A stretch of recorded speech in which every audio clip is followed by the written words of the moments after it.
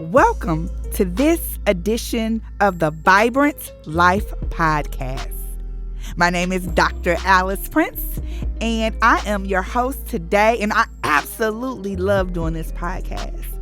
I am hopeful that the resources support your efforts as a teacher, and I hope that you can take some of the gems and include them in your classrooms. Now, let's get started.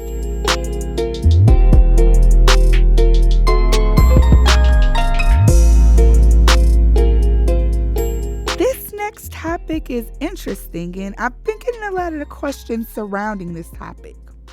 How can I teach and talk about slavery without being offensive?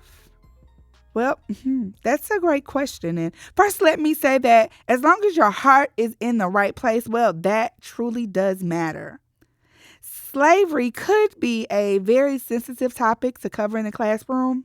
So let's get started. The resources from today come from Dr. Beverly Daniel Tatum. She is author of the article, "It's Not So Black and White." It was actually published in the Scholastic Teacher magazine.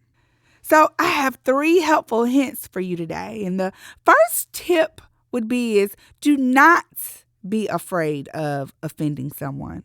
Truth, it's not offensive. Actually, allowing truth to prevent education, well, that's offensive. Let your study include a true depiction of all historical figures from all ethnicities that are relatable to the topic. Show each figure's victim to victor or bystander to upstander. Your students may end up asking for more. Be careful of the pitfalls in teaching slavery. For example, blackface, well, that's never acceptable.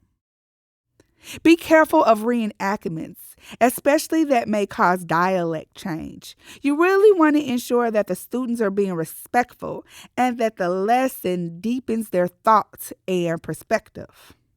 See, there are many resources that can be used to depict a specific topic or person. I'll make sure I send some out. And if you're interested, please don't hesitate to email me at aprince@federationofcatholicschools.org, and I'll definitely make sure I get that out to you. My second tip is a lot of people think that their students are too young to learn about slavery, or students too young to learn about slavery.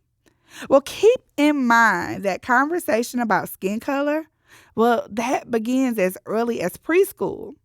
We want to practice respect the moment that the children step into the school building. Conversations about courage and being an upstander can begin as early as 2nd grade. There are some common core standards that we must abide by as teachers. Please, please, please contact your principal about those core standards. But teaching courage and empathy can be tied into many lessons even before you start talking about slavery. I am here to send out resources that can enrich the learning experiences in your classrooms. So please, again, don't hesitate to contact me. That's what I'm here for. Picture books are a great way to introduce the topic to your earlier students, to your younger students. And reflective projects and community service projects are a great way to introduce the topic and deepen the awareness of older students. Again, if you want any more examples, please don't hesitate to contact me. My third and final tip is to release the awkwardness. This topic can be really awkward and it can be very uncomfortable. I've been getting a lot of questions about, as a teacher, how can I make this topic less awkward? And for me, I would always tell you to begin with prayer. That's the benefit of being a Catholic school educator, right? We can insert and integrate prayer. But first, pray. And pray with your class before you even teach the lesson. Be honest about the hurt and pain and uncomfortableness people may feel, including you as a teacher. Treat everyone with respect and make sure other students are treating their peers with respect. Most importantly, and this is extremely crucial, Do not let one child speak for an entire racial group. Treat each student as individuals. See, as a Black woman, I might feel a particular way, but by no means do I represent all Black people and all Black women.